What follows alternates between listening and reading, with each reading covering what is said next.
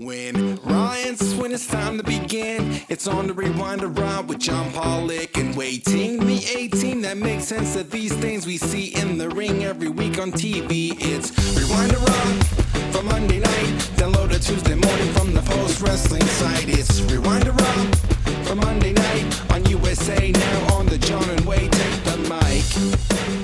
Hello everybody, welcome to Rewind to Raw. I am John Pollock. And he is Wai Ting. Hello, Wai. Hey, John, what's up? How you doing? I'm doing well. I'm doing good. Okay, good. It was a good day? Yeah, it was a very, very busy day. But it was a good day. Yeah. A lot going on, eh? Like what? I carved a pumpkin tonight. Oh. Yeah. What was the design? So Max picked out this design that was just like expert level. Like he pulled up this image. I'm like, there's no way I am capable of doing this. So then he found a more moderate one.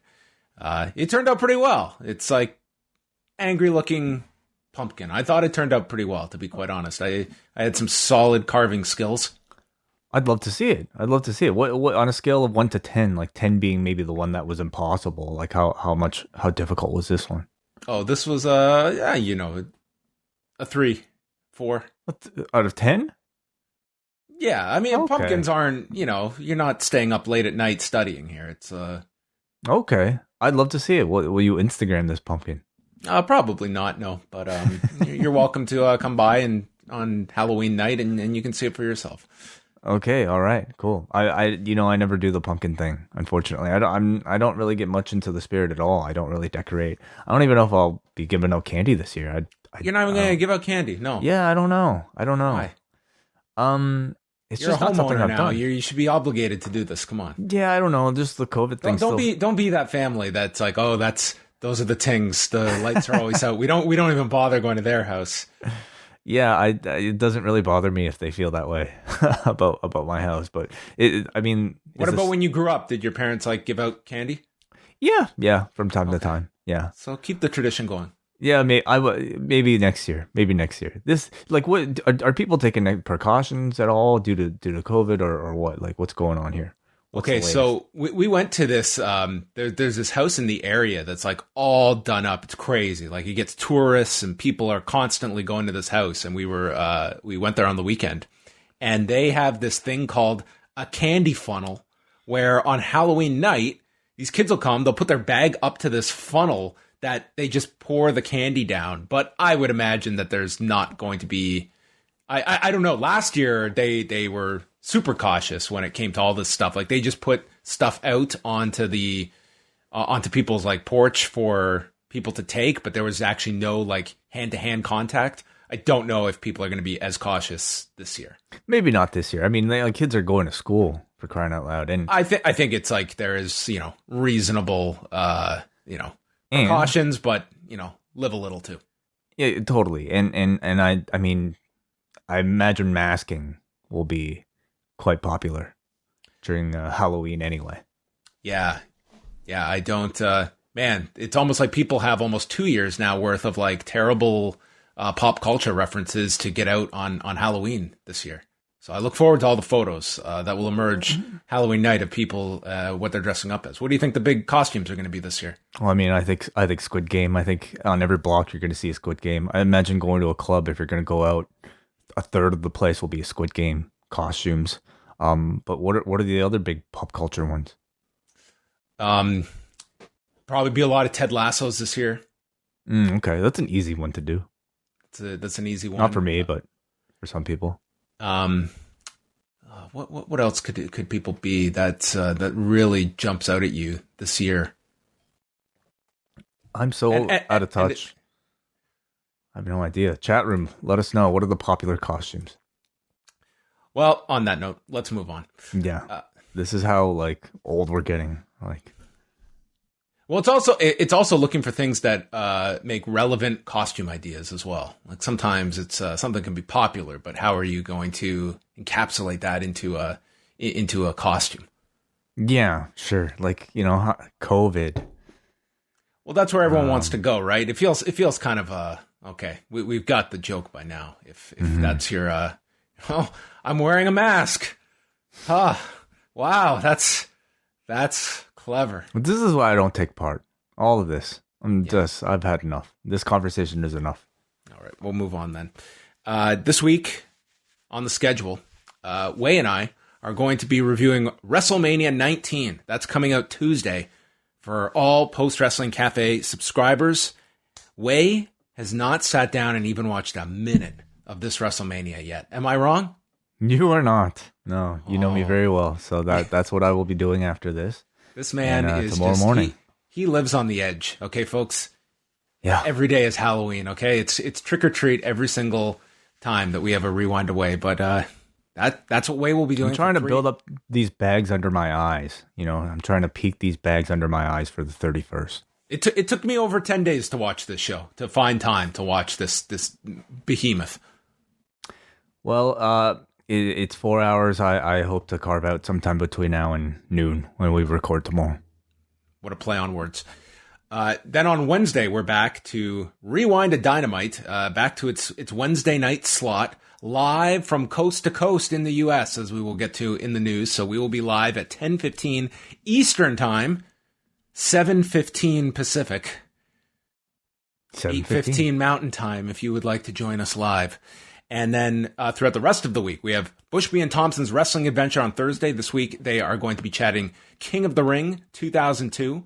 We've got Rewind to SmackDown Friday night for all patrons. And then a UFC post-show on Saturday with myself and Phil Chairtalk. And we round things out with WH Park on Post Pro Res this Sunday.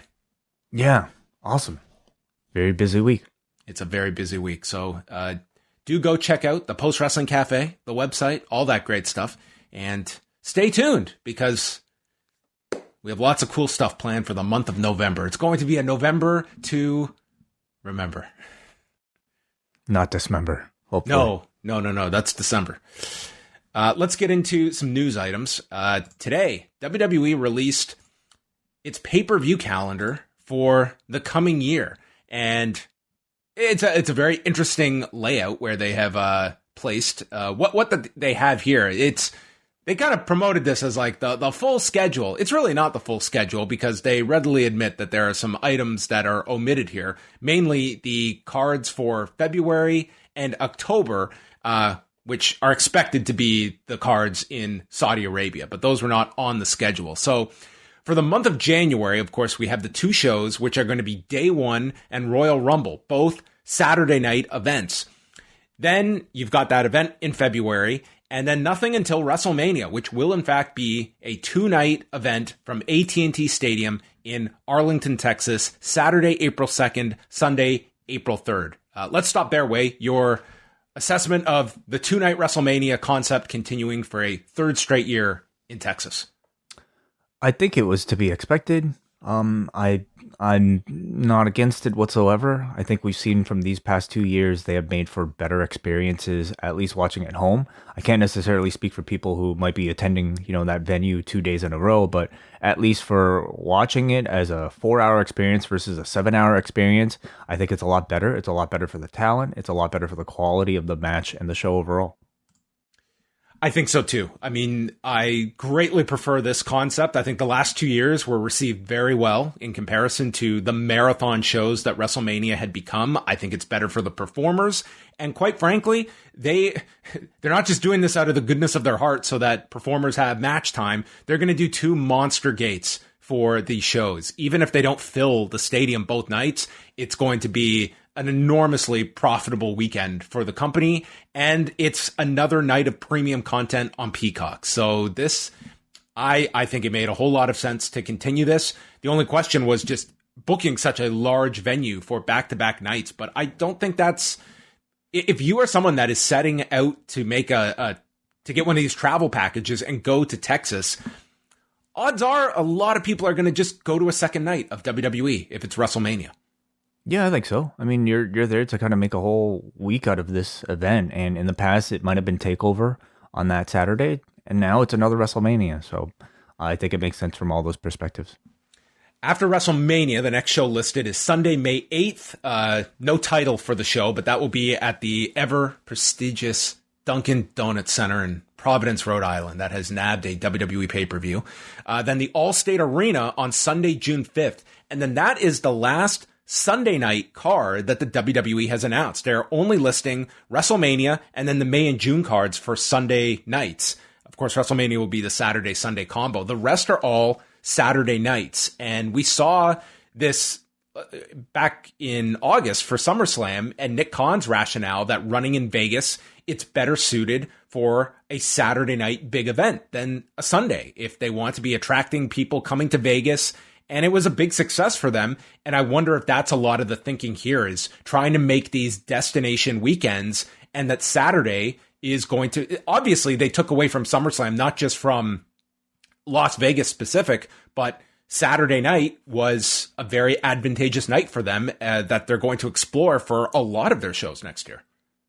Yeah, it makes a lot of sense in terms of Vegas, and AEW has shown that it's a very viable experiment, and changing the date doesn't necessarily have any impact on your audience. Your audience will follow wherever you, on either of the days that you decide to go. So, yeah, I wonder, do you think that there's maybe openings, or maybe is it more competitive to book these time slots with these buildings?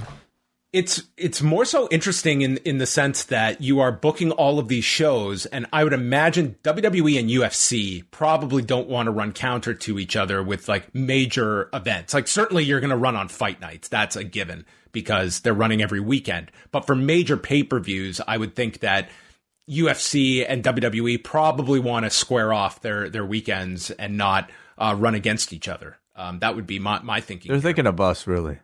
You. And people who cover I'm both. sure they called up Phil Chertok and said, listen, what is the most ideal here for the schedule? So July is another one that's going to have two shows. Money in the Bank, which we knew about, gets a firm date now of July the 2nd with Allegiant Stadium in Vegas for Money in the Bank.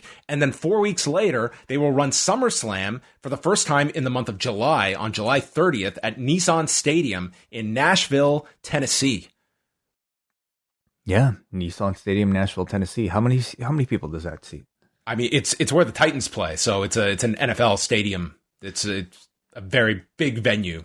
It's a stadium. So yeah. Well, Wikipedia suggests 69,000. So I mean that might be very different for pro wrestling, but it's a big one, and they must be quite confident in a SummerSlam this year.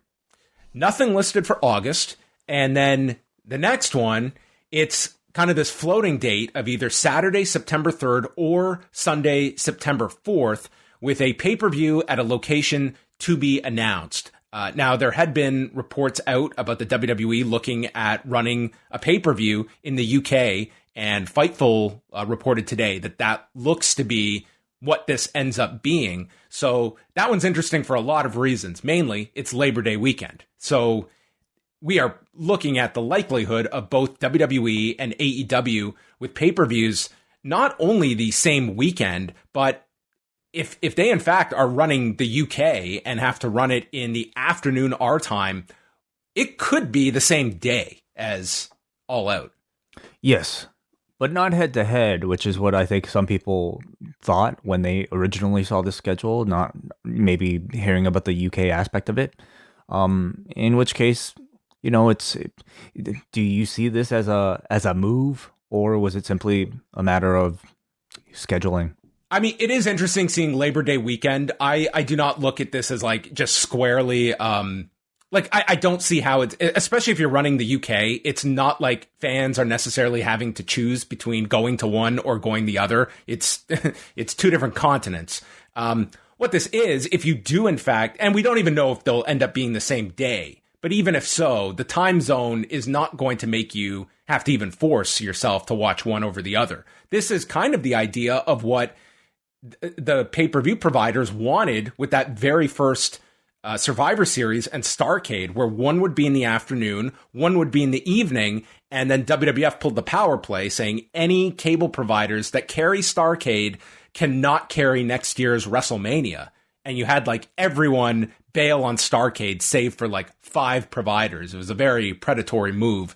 In this one, I mean, either they'll be on separate days, but the same weekend, or if they're on the same days, providing it's in the UK, it's just going to be a real long day of wrestling between the two. But it is interesting to see them run on Labor Day weekend, because if you remember several years ago, Chris Jericho shared the story that he spoke to Vince McMahon about All In, and Vince's reaction was that Labor Day, that's not a good weekend to run. And obviously they proved it, that theory incorrect. But anyway, it looks like they will go ahead and run Labor Day weekend, which if you're running in the UK, like that's going to be one of the hottest crowds of the year for WWE.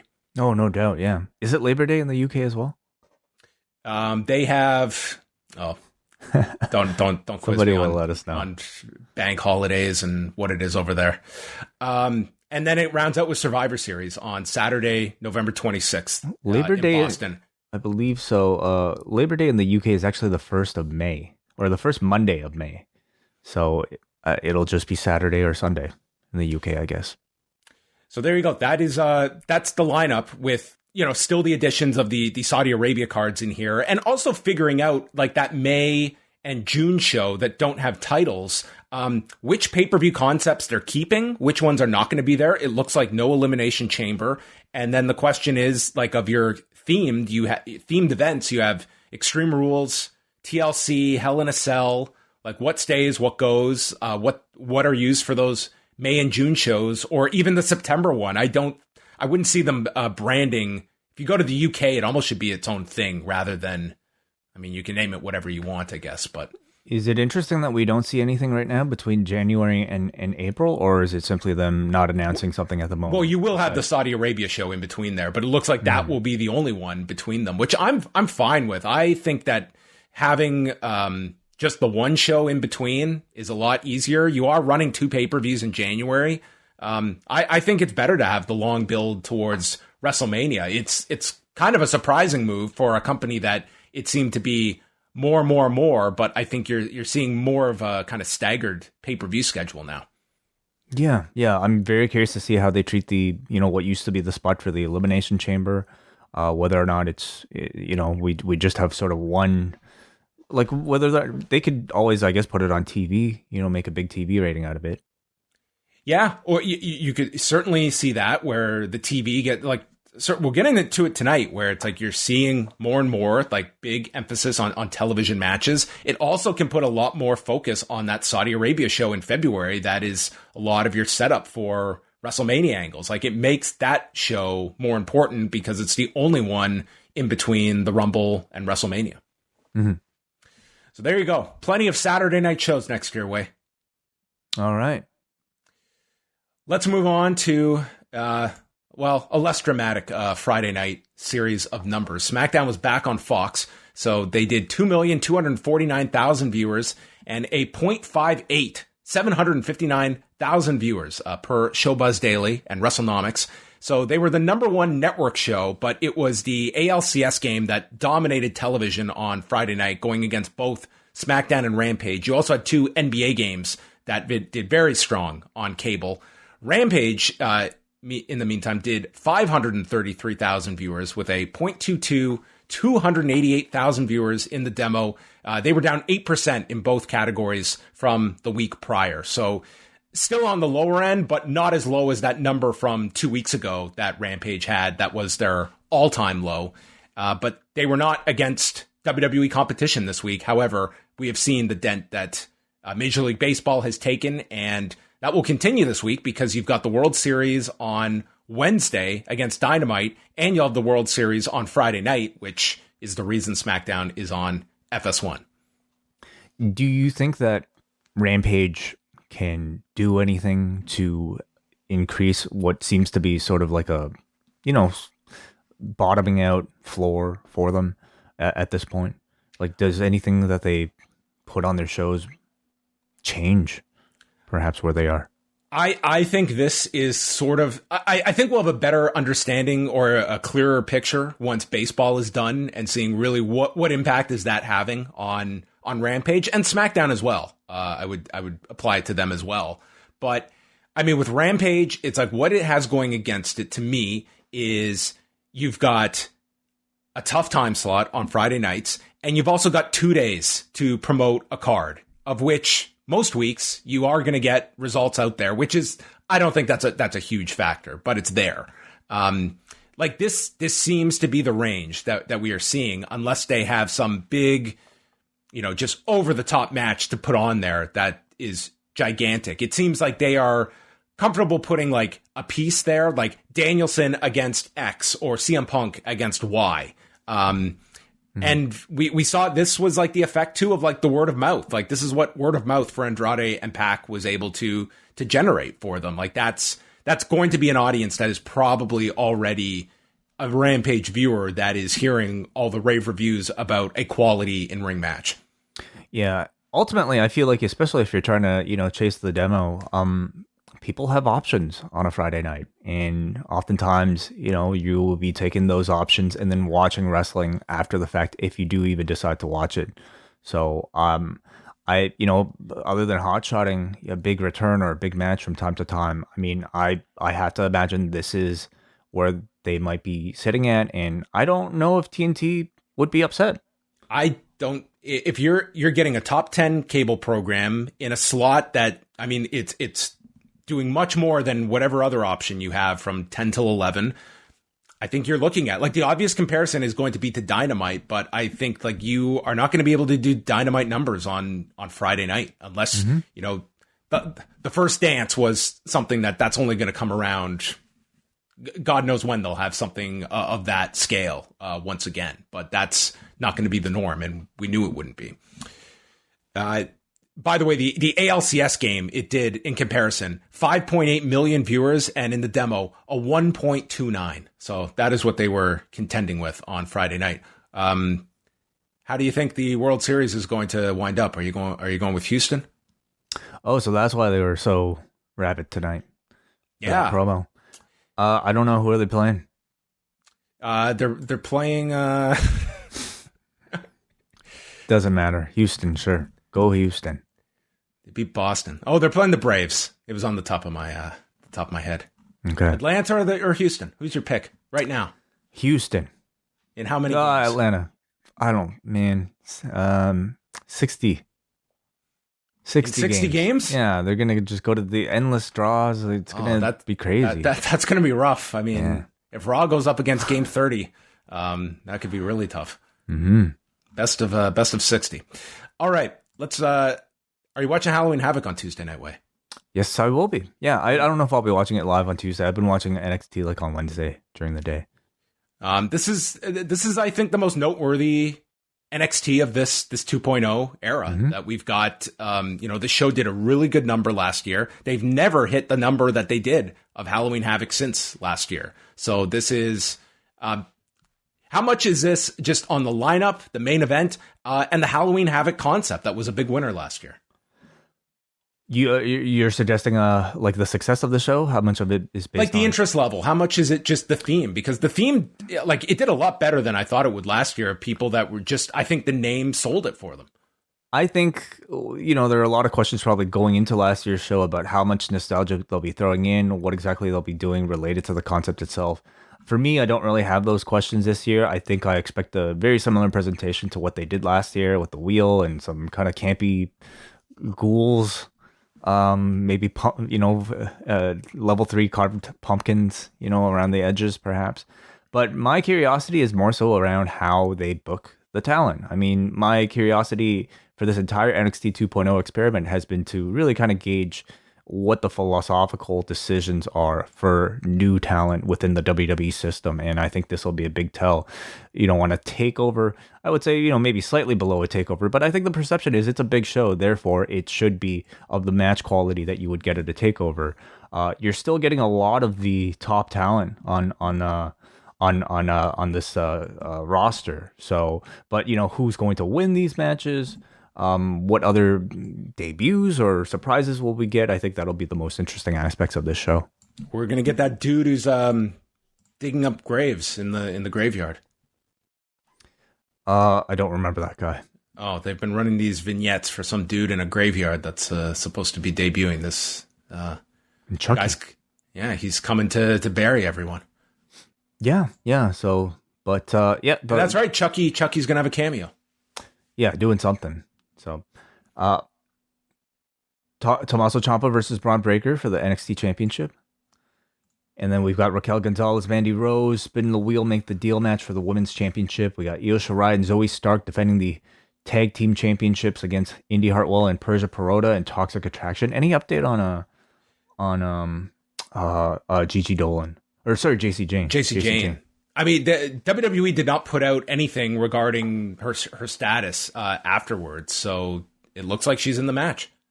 It's a lot unless they shoot some angle at the beginning. I mean, I'm not crazy about this being a ladder match. It seems like this is the match that I don't know. We will see.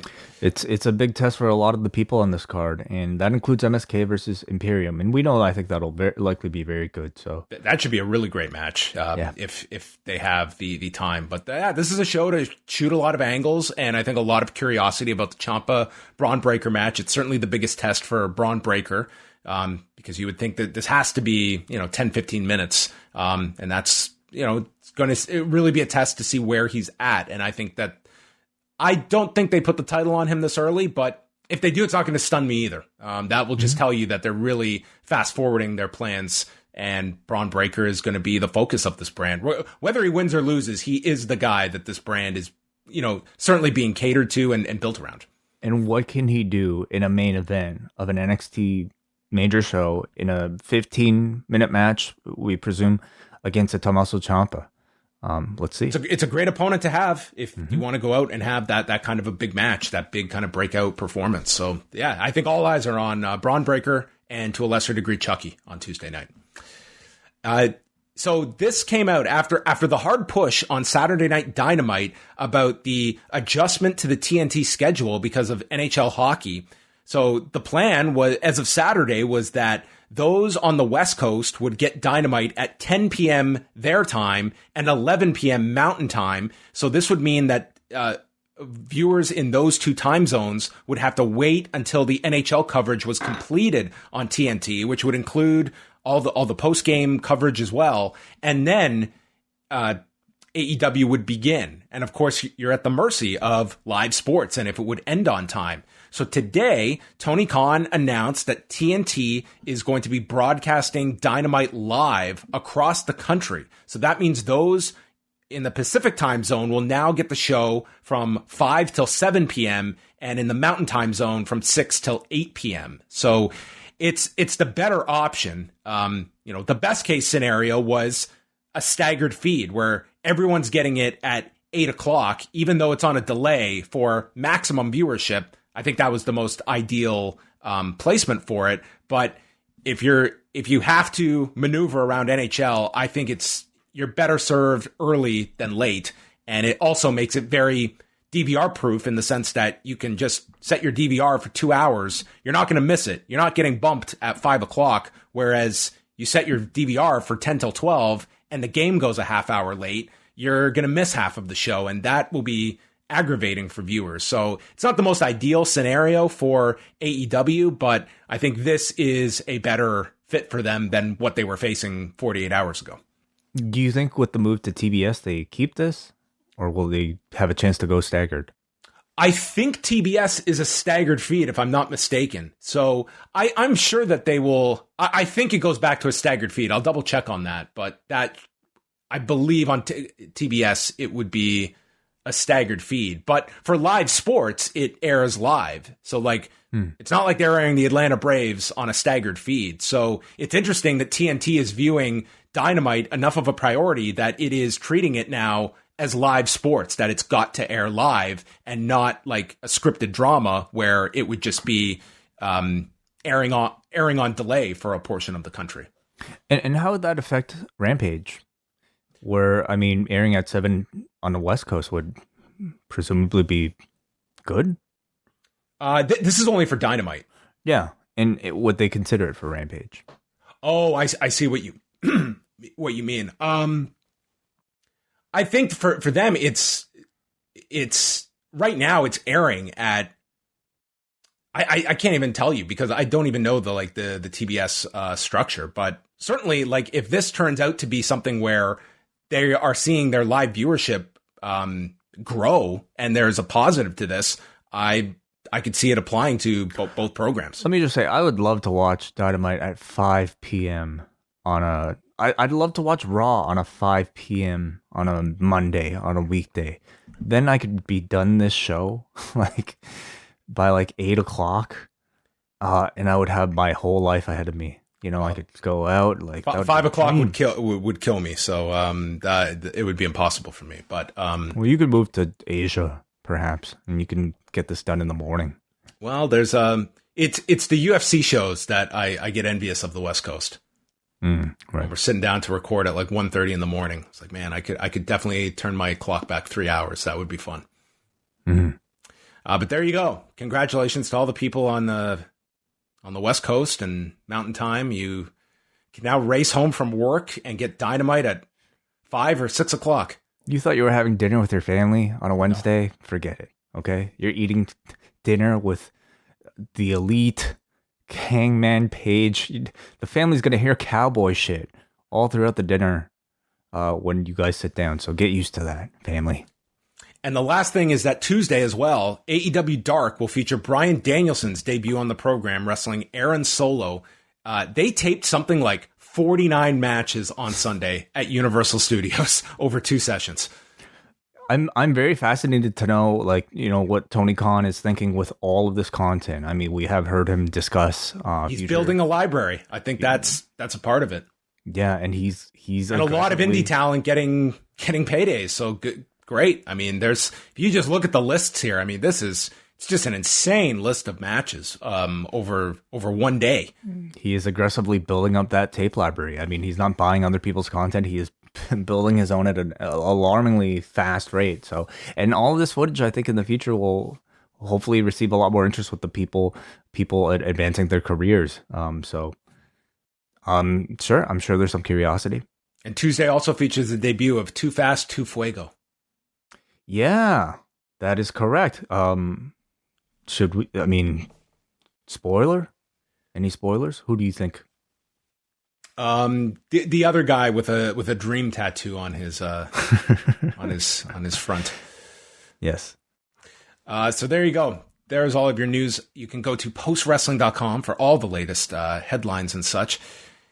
But it's time now for the season premiere of Raw. Did you go back and binge the last season before tonight?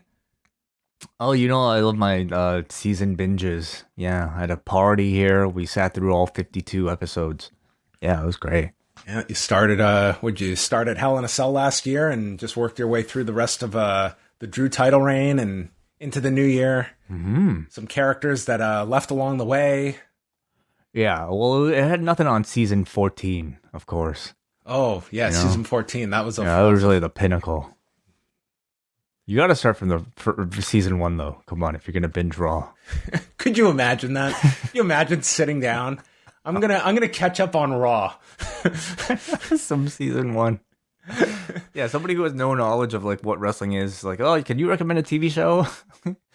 Raw, yeah. It would be a fun exercise for somebody that has never watched WWE, that they sit down and you give them like 7 episodes of Raw starting in 93 and you jump like 3-year intervals and like what they try. Like, this is all the same program and this is what it evolves or devolves into depending on how. Could you imagine that? Like, you go from, excuse me. Reminder, season premiere tonight. Yeah.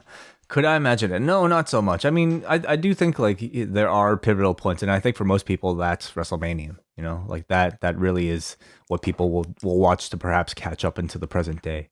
No, it's the Labor Day edition of Raw. Those are the pinpoints of the year. Right. Okay. Yeah. All right. Let's start off with the show from the Toyota Center in Houston, Texas. Big E came out, and man, he was just putting over Houston, the home of DJ Screw. That is right, yeah. And then getting a big reaction, DJ Screw was. Wow. How old was he when he died? I have no idea. He died like 21 years ago. Wow, were you a big DJ Screw fan? No, I looked at he was like the one that put out like 3,000 like mixtapes or something. Not 3,000, more like 300, but nonetheless. Yeah, you probably know more than me, actually. I'm stunned. I thought maybe DJ Screw was up your alley. He also wished the Astros luck, put over Xavier Woods, tipped his hat to Drew McIntyre for pushing him to be better. And then Seth came out, and Seth wants the next title shot, and I couldn't believe this. Big E shut him down, saying, "You lost to Edge. Why do you get the title shot?" That would make no sense. And Big E tells him to get to the back of the line. So Rey Mysterio comes out, and he addresses Seth. "Clearly your vision is impaired after getting your head bashed in by Edge. It's been a minute since we've seen eye to eye." It's like the groans that I felt watching this. And he deserves a title shot. And then we got the resume showcase where each guy came out and listed every title that they have won. Finn Balor came out. He went through all of his titles. And then Kevin Owens came out and noted that he won the Universal title here in Houston and pinned Seth Rollins, Cruella DeVille himself, to win that title. They all fight, and Sonya Deville makes a fatal four-way ladder match for tonight, where the winner will get the next title shot at Big E. Yeah, it was a pretty by-the-numbers build to tonight's main event, but I think it was a chance for us to see what the top names here might be on this show. I love the fact that it was Big E who was the first one who came here to speak. You know, he really felt like he was the new face of this show, and he should be as the new champion. But it also struck me like how much they directly really just kind of trade rosters. I mean, everybody in this segment was from SmackDown, including Big E. But, you know, they have all of these contenders, like, they seem to like all be coming off like fairly significant like defeat. Like Rollins just lost to Edge. Owens has been losing to Corbin every week, but I guess that doesn't count since he's on Raw now. And Balor just lost to King of the Ring. Oh, they're all losers. Yeah, there's no real. Ray was realistic. bounced out in like the first round of the tournament, so it was like we kind of got. Where are all the winners? Why isn't Edge getting a title shot? Edge should get the shot. It's true. Yeah, they're part time, I guess. But I do think they should have had some explanation as to why Edge is not here. Yeah. Like if this match was so brutal, he was the winner, and the loser is like thriving. I do think like those sometimes are holes in the show that just require an explanation of some sort. Right. Anything. But it's a good looking mix, I have to say, you know, just in terms of talent, these five. And we got a fantastic match out of this. And it'll be interesting to see how much this holds the audience as well. This was not a giant NFL game they were going against, no baseball. So in theory, they should certainly be bouncing back from last week's terrible number.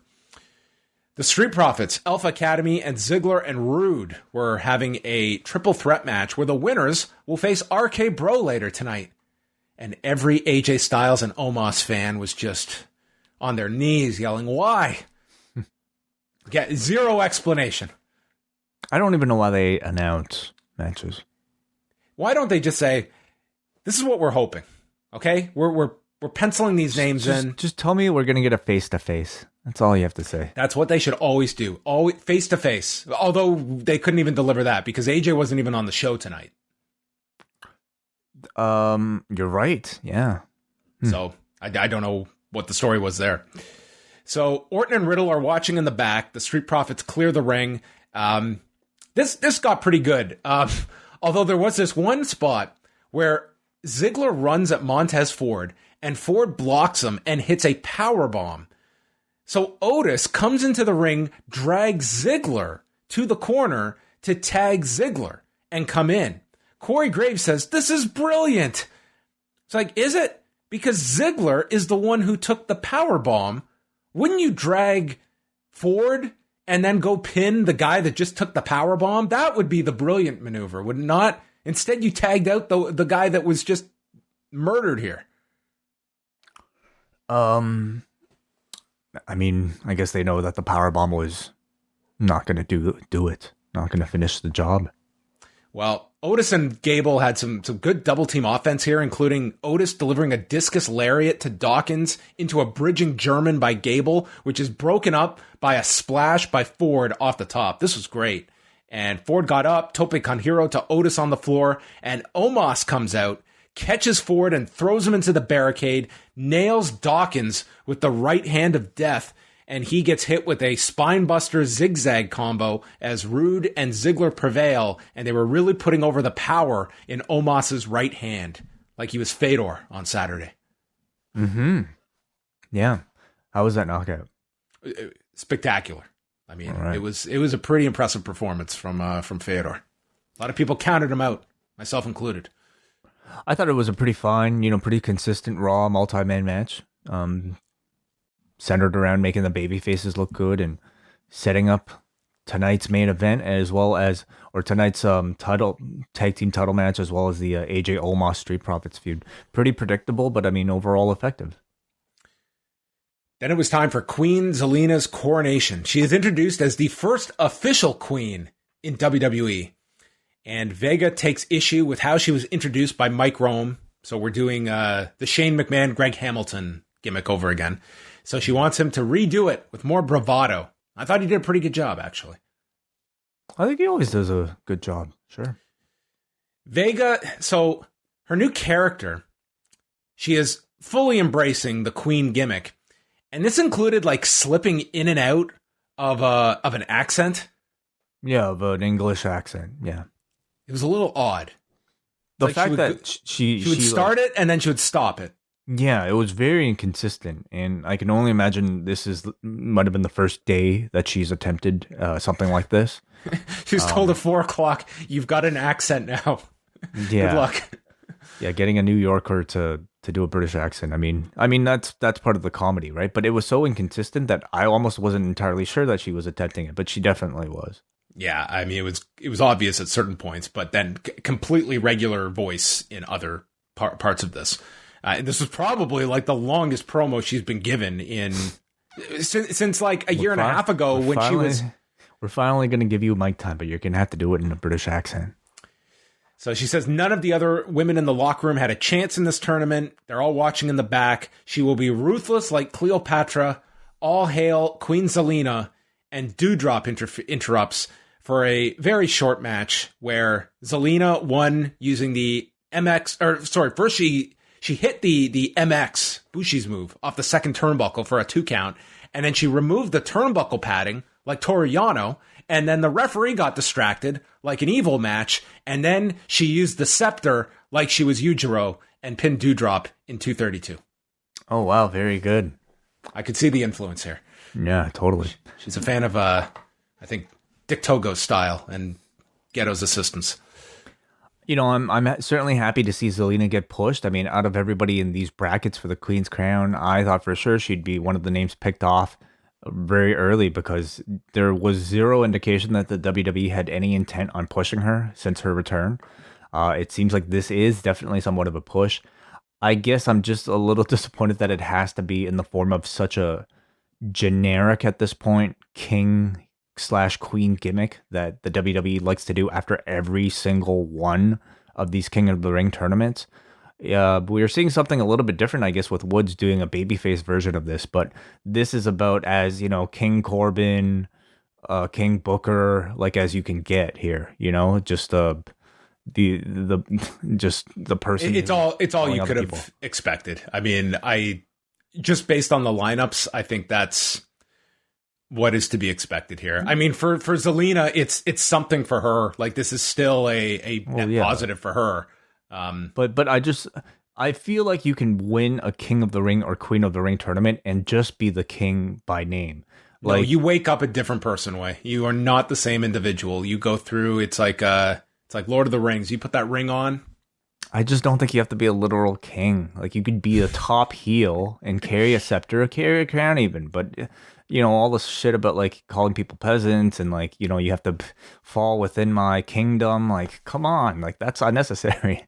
And the fact that we have to get one all the time now, I would say this whole tournament has been terrible. Okay. But on the male side of things, I think it's at least turned, and even on the female side of things, Zelina can actually turn out to be a really good character with this gimmick. Sure. But I also imagine they're probably going to do this again next year, being in Saudi Arabia and having a show called Crown Jewel. Does this mean we're going to get one of these every year? Like, we're gonna get a king, two of these every year. A new king, a new queen, having to do one of these painful things every year. They're gonna have to be a bit more original, and Zelina's gonna have to, really try to find a way to make this gimmick her own and not just a retread of the others. Could you imagine if this happened in like real sports, where like you win like a major golf tournament or like a grand slam in tennis, and suddenly you become like a different person? Like you assume like an accent and you just act completely different. You win the Stanley Cup and everybody changes their name to Stanley? Yeah, and you have a drinking problem from a large cup. Yes. Yeah. Becky Lynch comes out. She has never lost this Raw Women's title. No one has beaten her for it since she won it at WrestleMania 35. I've been making headlines ever since coming back last week. But says, from Crown Jewel, of course. And she sent Bianca Belair packing and knows that the fans don't want to see Belair with the title. The audience, I think she was expecting like loud boos. Like, no, of course we want Bianca. Dude, silence. Like, they were like, okay. Oh, she is the biggest babyface in pro wrestling coming out this weekend. We're not going to take the bait from her. It's like it was not the reaction I think she expected. And then goes off to say, you want to see me face the other women, like Rhea Ripley, Liv Morgan, like non-reactions here. It was not a good start to this, or at least of what was intended. I also thought it really trivialized Rhea Ripley and Liv Morgan, but I mean, that's she is a heel, so maybe you can chalk that up to just trash talk. Well, it picked up when Belair came out, and she goes over all of her recent wins, including, just without any context, I beat Charlotte Flair last week on Raw. It's like, I think there's an asterisk there at the very least of how you beat Charlotte Flair last week. She did say, like, I technically beat her. Something to that effect. I guess so, yeah. I did get a weapon attack by Charlotte last week, so I beat her. She said that Becky's 26 seconds of fame are up, and so is her title reign. Lynch compared photos of the two of them after Crown Jewel, stating Belair has the face of a loser. And then Belair gets real serious. She says that Becky is just trying to hide her true feelings, that she was actually hurt, that the people are more behind her than when Becky came back, and that Becky is the one searching for validation, and all you have is that title. And if you're not enough with it, you're nothing without it. And even without the title, I'm still the EST. And you will never be that. You are not the smartest because I see right through you. So it's either shut up or run up, because I want my match for the women's title right here tonight. And Belair thinks about this and then tells Bianca, get to the back of the line, bitch. And they start brawling, and Becky gets sent over the announcer's desk, where a conveniently placed kendo stick is laying at the feet of Corey Graves, and Becky comes to attack with the kendo stick. Belair stops her, tries for the KOD, but gets her eyes gouged, and then, in a tribute to one Jim Fullington, Becky ends the segment with the White Russian leg sweep, and Becky agrees to a rematch, just not tonight. So this segment, it certainly had its rough patches at the beginning, but I thought when Belair got really serious, I thought this was a great promo from Bianca, and I think Becky is, typically a really solid promo, but I liked the segment overall. I thought by the end of it, this was a really good segment. I thought Bianca said it great.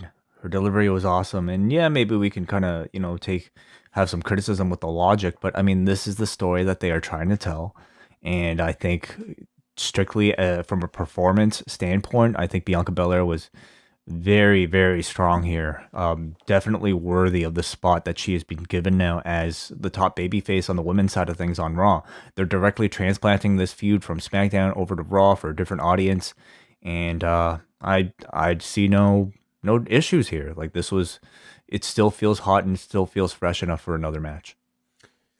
Kevin Owens met with Finn Balor. He said he respects Balor very much, but I have to win this match tonight. And they agree. It's every man for himself. So they're not going to fix this match. No one's going to lay down for the other guy. No one's going to go against the script. Yes. They're going to have a fight. Damian Priest versus T-Bar. T-Bar. We missed Yes. T-Bar. Yeah, this was quite the... Damian Priest immediately goes for the Reckoning, but T-Bar, who used to be teammates with Reckoning, was ready for this and blocked it. She is back on Raw too. That's right. They showed her in the graphic. She was on the graphic. What did they list her as? What was her name on the graphic? Mia. Okay, just Mia. Mm-hmm. So T-Bar hit this discus boot, and Priest then follows with a backbreaker and goes for the moonsault off the top, gets a 2 count. T-Bar is then clotheslined to the floor, and T-Bar gets pissed. And he was probably thinking, where's that kendo stick that was here? But the kendo stick's gone. So the guy took the office chair and launched it at Damian Priest. This was grounds for a disqualification, and Damian Priest snapped. He dropped this chair on T-Bar, and then he beat the shit out of this guy for like minutes on end, ending with the Reckoning. I mean, I guess this is our excuse to do this match again, but he just like dusted this dude. I mean, what is the challenge that is left for Damian Priest to overcome? I have no idea. I don't know. Maybe I get the sense like for these season premiere shows, they just want their push stars to beat on some random body, and T-Bar happens to be that random body. Like if they come back with a rematch, like why couldn't T-Bar get the better of this brawl at the end? Like, well, I mean, in the end, it's not really supposed to push. You're not supposed to be even paying attention to T-Bar coming out of this, you know? Then don't give me another match of theirs because you're telling me I don't want to see it. The idea, I think, behind this segment was to show Damian Priest at an elevated level. You know, this is supposed to be Super Saiyan Damian Priest, where he actually got pissed off and increased his intensity a bit more. And, you know, I guess to you that wasn't necessarily accurately conveyed, but I think that was the intent. I'm not really sure if the audience cared or really got that either, but I do think this was their way of trying to increase Damian Priest's intensity. It was obviously the objective. Like Damian Priest is the star here, and T-Bar at best is probably going to get one more match or maybe 5. But either way, Damian Priest will beat him each time. Perhaps. Carmella's in the back with her mask. She is the diamond of WWE. Liv Morgan is just a jealous hater that has followed her from SmackDown. But she's got a plan. Feels like I'm just watching SmackDown sometimes. I mean, this is really the transplanted program. They wrestled 1 million times on SmackDown, and now they are going to start their Raw chapter. We finally got a promo for SmackDown on FS1, although they have announced nothing for the show beyond it is the new era on SmackDown. Mm-hmm. Carmella and Liv Morgan, they came out, and Carmella put on the mask and then hit her with a right hand as Corey yelled, "Look out, Tyson Fury." And Carmella kicked her out of the corner, and they go to the floor. Liv tries to send Carmella into the desk. She stops it, then gets her face rammed into the desk, and Liv makes a crack at Corey with the new engaged couple, Corey and Carmella. And yeah, and they're acknowledging this, like not directly. They weren't being overt with it, but you know, certainly making reference to it. Yeah. So in the ring, there's an inside cradle attempt, and then Carmella just spins over Liv into a facebuster and beats her, and that's it. Well, this Liv Morgan push is I don't even know if we can really. I don't think it is a push. Yeah, like she just seems like she gets a little bit of fire. She might get some mic time, and then they just kind of completely drop any momentum they have with her. She, to me, like was probably like a leading choice for me to at least make it to the finals of this Queen's Crown, and instead just kind of became another person in there. And it's looking like even in this, didn't you lose to Carmella in the Queen's Crown? I think I think so, something like that. Yeah, and then Carmella lost to Zelina. But anyway, if she is ultimately supposed to come out of this, looking better or becoming a victor, I'm not really seeing it. I mean, we're talking almost like a month into this program now. Instead, it really does feel like it is a program for Carmella to get her over with this mask character, which again is another trope of theirs that they seem to love. You know, okay, you have your king pile and you have your mask pile. Like the vain heel who wears a mask pile, and this month it's 2 different people wearing those, donning those gimmicks. But whatever. It's a reintroduction to Carmella on Raw. So we continue where we left off on SmackDown. Well, next was the return to Raw of one Keith Bearcat Lee. Mm-hmm. One of the most interesting characters in this company. So Keith Lee is now Keith Bearcat Lee. Is he even Keith anymore? Like, do they just call him Bearcat? They call him all three. Yeah, Okay. It's Keith Bearcat Lee. They have not dropped Keith yet, although that feels like the doctrine that Keith is not long for this world. Probably not. No. So it seems like the direction is, Keith, you are a bear now. Like, what do you mean? I have the instinct of a bear. I have the ferocity of a bear. It's like, no, you are a bear that is going to maul your opponent, and you are to roar and act like you are a bear in the wild. Where does the cat come in then? Well, he's got cat-like reflexes for a bear. Okay. And he loves to snuggle. He comes out and he roars on his way to the ring. And Corey Graves explains that Cedric Alexander has momentum on his side. It's like, please explain, Corey. He said, well, he's coming off that loss with Shelton to the Usos on the kickoff, but it was a really good match. It's like, what? If you were to define momentum, the polar bear opposite of the definition of momentum has been this guy's last 6 months. That has been Cedric Alexander. He could not spell momentum with what he has done over the last 6 months. He has been free falling. There's no momentum behind this individual.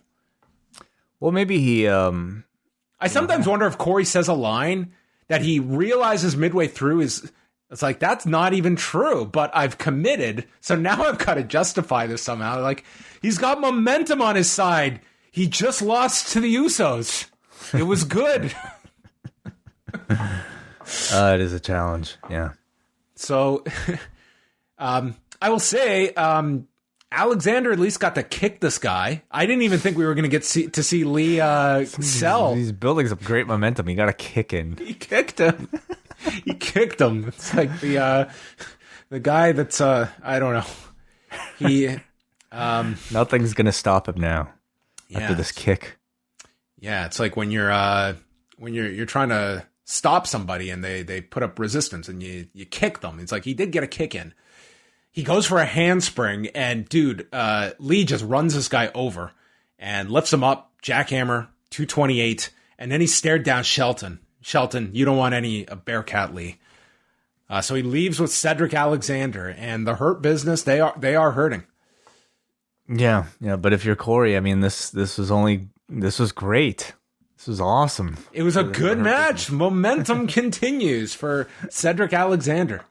No, unfortunately, I think, if anybody got their hopes up of a genuine reignition of the Hurt Business as this sort of, great heel faction, I mean, this kind of just told you that they're really in the same spot that they were even before reforming. They're just kind of jobbers and, again, bodies to showcase the actual people that they're intending on pushing. And thankfully, one of those names happens to be Keith Lee.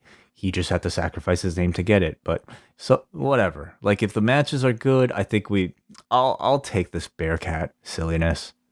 Have him come out with the ears. Like, so what? Whatever. Just have him wrestle.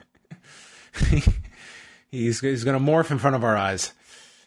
Rey is hanging out with Dominic in the locker room. They are on the same brand, and Dominic tells his dad, "You've got this tonight" in the ladder match. Austin Theory walks in asking, "Where are the towels?" And he wants a selfie with his hero Rey, but says, instead of a selfie, "Can you take it, Dominic? I'm not a photographer, and this is not your locker room." So Austin challenges Dominic. "You're on." And Dominic tells Dad, "I'll take care of this on my own. You've got enough on your plate. But God damn it, I am not a photographer." I think the greatest acquisition from either brand throughout this WWE draft has certainly been Dominic coming to WWE Raw. If anything, because it means that people who are not patrons of the Post Wrestling Cafe can finally get to hear John Pollock's impression of Dominic Mysterio on a weekly basis. Coming to Monday nights. This was so great. For all the wrong reasons, perhaps, but it shocked me to realize that Dominic is actually older than Austin Theory. Is he really? How old is Dominic? They're both 24, but Dominic is older by a few months. Well, they had a match together, and it only went 3 minutes. Theory hit this drop kick in the corner and then did the Eddie Guerrero shuffle. And then Dominic did the same thing. Theory stops a wheelbarrow into a backbreaker. And then Dominic gets some offense, bulldog off the turnbuckle, and then gets dropped on the top rope, ATL for the win in 2:57. I just thought, like, Dominic's offense, it's hit and miss. I watch this guy and I just feel this is somebody that is in WWE way too early. This is someone who should be out there working all over the place. And I just think that it is, this is kind of like the deep end on the main roster. And I just look at he's been doing good, to be fair. Like he's been in tags. Him a lot. He's been in tags. And now they're splitting this team up. And I think in a singles capacity, I just don't know if this guy is necessarily, is this the best place to be improving on Raw every week?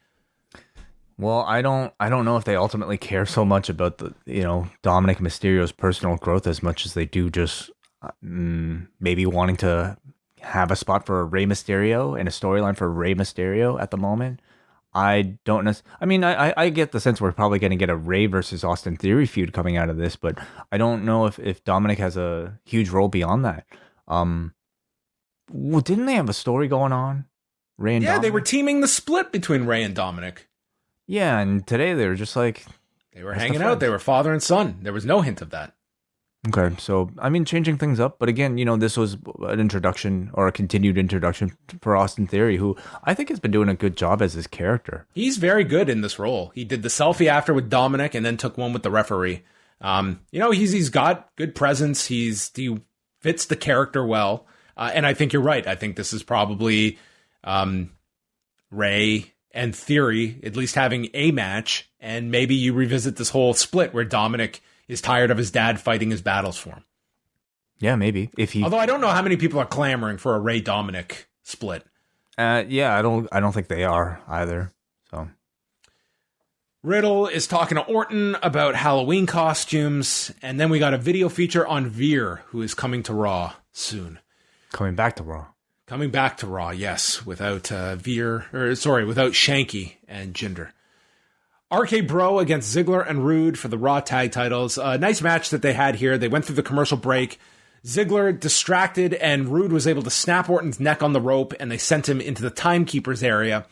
Eventually, Riddle and Ziggler got tagged in. Riddle hit ripcord knees to both, sentons, and then Orton's in. RKO to Rude for the big pop. Ziggler then super kicked Orton, and Riddle comes in, and he uses a spladle to pin Dolph Ziggler. Why a spladle? Because I think Matt Riddle might have been looking for some viewing over the weekend and decided, I'm going to watch Kurt Angle and Brock Lesnar from WrestleMania 19, and Taz identifying the spladle. Oh, okay. There you go. He's probably ahead of your viewing. He definitely is, yeah.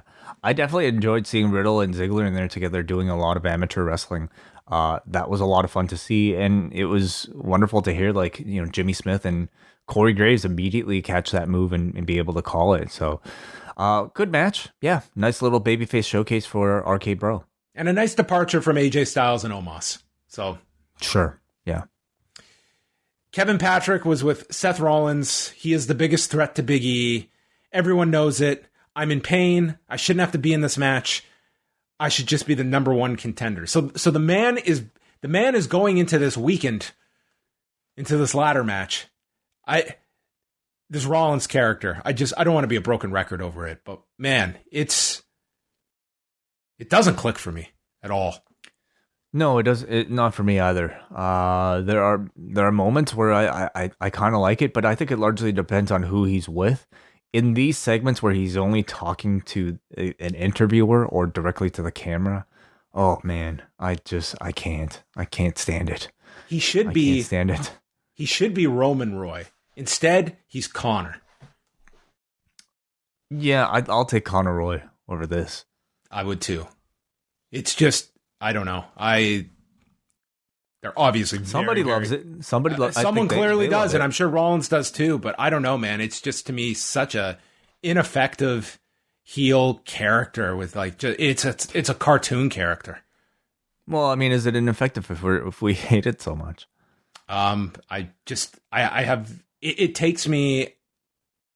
I am not interested in a major title program with this guy. I just think like this is a guy that could be a very effective heel, but he has fallen in love with this like cartoon villain with like the twirly mustache. Like that's what he is. Right. With like these wacky suits, and I don't wear socks. Mm-hmm. Like where do you even come up with this stuff? You know what people really hate me for? My suits. My wacky suits. There was a recap of Goldberg and Lashley, and a tweet from Lashley stating that Raw is still his show, and there will be no one more focused when he returns to Raw. And interestingly enough, Lashley was scheduled for an appearance in Houston in the afternoon, and then WWE put out an announcement that he had been replaced by the Street Profits. So obviously something there of Lashley was not on the show either. So no Lashley and no AJ Styles on the show tonight. Okay. Next week, we are going to get Becky Lynch and Bianca Belair in Providence, Rhode Island at the Dunkin' Donuts Centerway. Wow. Yes. And that takes us to the main event ladder match, Rey Mysterio, Kevin Owens, Finn Balor, and Seth Rollins. This took up the final half hour of the show. They went altogether 22 minutes and 15 seconds, and a pretty spectacular main event here going across 2 commercial breaks. Kevin Owens killed himself in this match. It was just an insane performance that this man put in. So just to whet everyone's appetite at the beginning, the guy misses a swanton off the top, missing Rollins and landing on a ladder to set up our first commercial break. We come back, and Balor back body drops Owens onto a ladder with Seth underneath.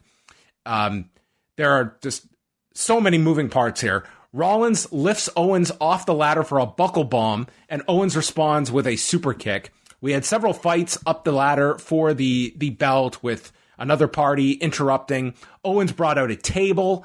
Ray hit a 619 into a ladder into Owens, and then there was a seated senton by Ray using the ladder onto Owens, who is just the crash test dummy by this point. Balor lays out Ray and Rollins with a tope con hero, and then we come back for the closing stretch. All 4 go down after a sequence of strikes, and Owens dumping Ray onto his chest, and there is a giant ladder set up between the announcer's desk and the apron. Who's going to go through this? Who's going to take the bump of all bumps? Owens pulls Balor off the ladder for a stunner, takes Ray, and there's a head scissors that sends Owens over the top. He then catches Ray, and Owens power bombs Ray through a table. Rollins then stops Owens from grabbing the contract, and through a battle between the two, Rollins back body drops Owens through the ladder that is set up across the desk and the apron, and that was the doom of Kevin Owens, who is done for the night. Stomp onto Balor, and then Rollins climbs up and grabs the contract in 22:15. Really good match, especially for TV. This was a really excellent ladder match, and what you wouldn't have expected any less from the quality of these 4 opponents. Everybody looked great, but as you mentioned, it was really Owens that shined for me in this I thought he was the star of this match. I mean, he just took some ungodly punishment in this match. Yeah, he had the best spots by far. He is at his most violent and fearless in situations like this, and was just so spectacular to watch. But this also made me want to see another Rollins Balor program somewhere down the line throughout the course of this year, with both of them being on this brand. They always have great chemistry, and I think Finn has since been quite renewed since the last time that they've met. So I look forward to that. but it also, of course, sets up what will likely be our Survivor Series title match. I don't know about that. They said nothing about Survivor Series tonight, and if they're not doing brand versus brand, this is probably going to happen on TV. Yeah, that's true. I forgot about brand versus brand. But there was no mention of that tonight, like no pushing of Survivor Series at all. And maybe that's weeks. It might be a bit early. You've got several weeks, and I can understand, especially on week 1 of the roster changes, of not wanting to immediately go to the brand versus brand build. But I'm expecting this to be on TV in the next few weeks. Yeah, you're probably right. Because if not for Survivor Series, that's their last pay-per-view of the year. Mm-hmm. So there you go. Big E came out, congratulated Seth, and then Seth cackled and laughed with Sarah Schreiber in the back, and that was the show. I thought this was like a pretty enjoyable episode of Raw with a really great main event, pretty strong segment with Becky and Bianca Belair, and the tag stuff. I like that with Ziggler and Rude. They had a nice title match as well. So I think with the kind of freshness of, for lack of a better term, with the draft changes, they did make this show feel important and try to make it a reset for several people on this show, and trying to establish your main event scene as well with, I guess, these 4 and Big E as the core kind of group of top end level guys. Yeah, they definitely switched up the cast here. Really in many cases transplanted them from SmackDown over to this directly almost, as far as programs go.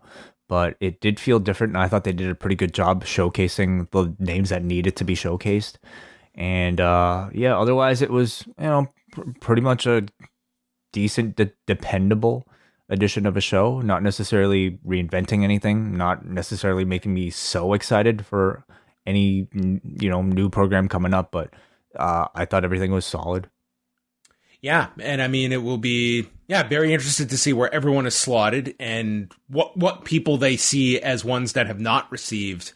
Like, who are going to be the new projects to really focus on? Like, how big are they going to get behind a Veer, where Lashley fits into all of this?